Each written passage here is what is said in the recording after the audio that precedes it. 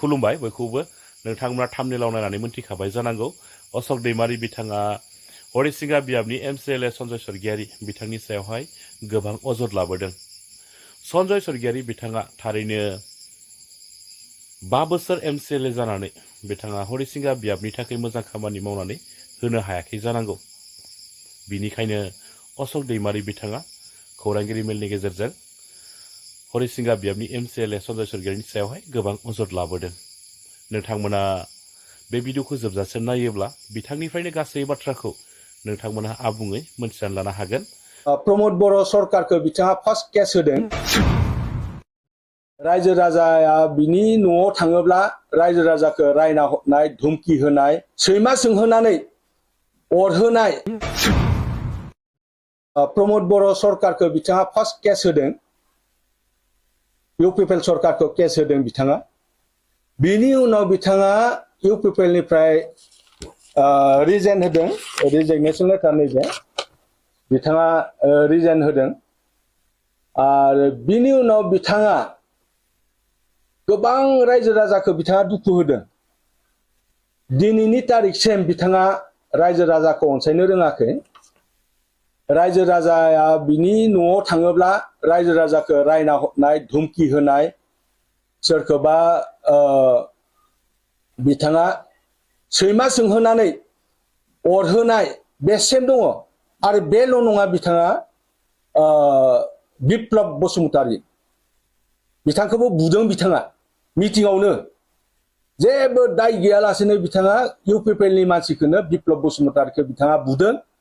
आरो नैबे पारामेडिकेल जिथु एनेग्रेसन खालामनाय दिना नोंथांमोनाबो निस्सय बिखौ मिथिगौ।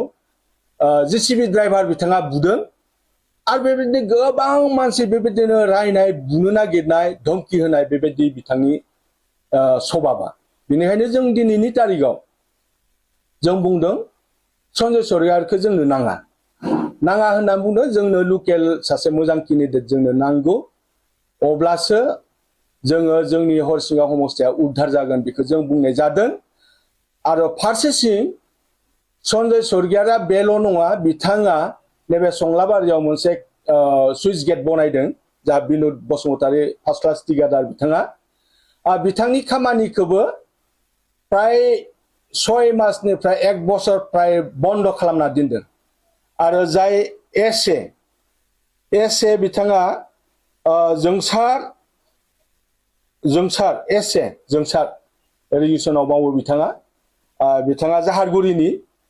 बिथांनि मबाइलखौ बिथाङा सेख'नानै हायाव गारख्रुबदों। बेबायदि बिनि केरेक्टारा मोजां नङा। थारमाने रायजो राजाफोरखौ दुखु होदों। हरिसिंगा समस्तियाव जों बिनिखायनो बुंदों बिथांखौ जोंनो नाङा। जोंनो लकेल केन्डिडेट, मोजां केन्डिडेट जोंनो नांगौ, बेखौ जों बुंनाय जादों। आरो बिथांखौ जुदि होयोब्ला प्राय 80% हरिसिंगा समस्तियाव बिथांखौ भोट होआ होननानै दिनैनि तारिखआव गोबाङानो बुंदों। आरो बिथाङा दिनै सा गिदिंगासिनो दङ, खिन्थु गामि लेभेलाव हाबनो हायाखै।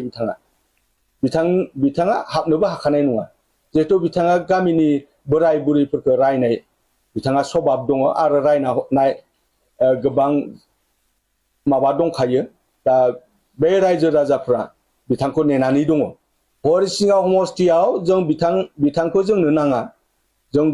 जोंनि लकेलनि, जोंनि बे हरिसिंगा समस्तिनि सिङाव थानाय जों बिजाथिखौ जों मोननो थाखाय जों हास्थायो। आरो बिथांखौ जोङो 5 बोसोर बिथांखौ 5 बोसोर जोङो बे हरिसिंगा समस्तिखौ मोजाङै सामलायथों होननानै जों बिथांनो आखायाव जों गथायना होदोंमोन। जों बिथांखौ मोजाङै जोङो आजावना लादोंमोन। आरो दिनैनि तारिखआव जों बिथांखौ जोंनि हरिसिंगा समस्तिया जोङो बिथांखौ जोङो सन्मानरै जों बिथांखौ बिदाय होगोन। थारमाने हरिसिंगानिफ्राय जोंनो नाङा बिथांखौ।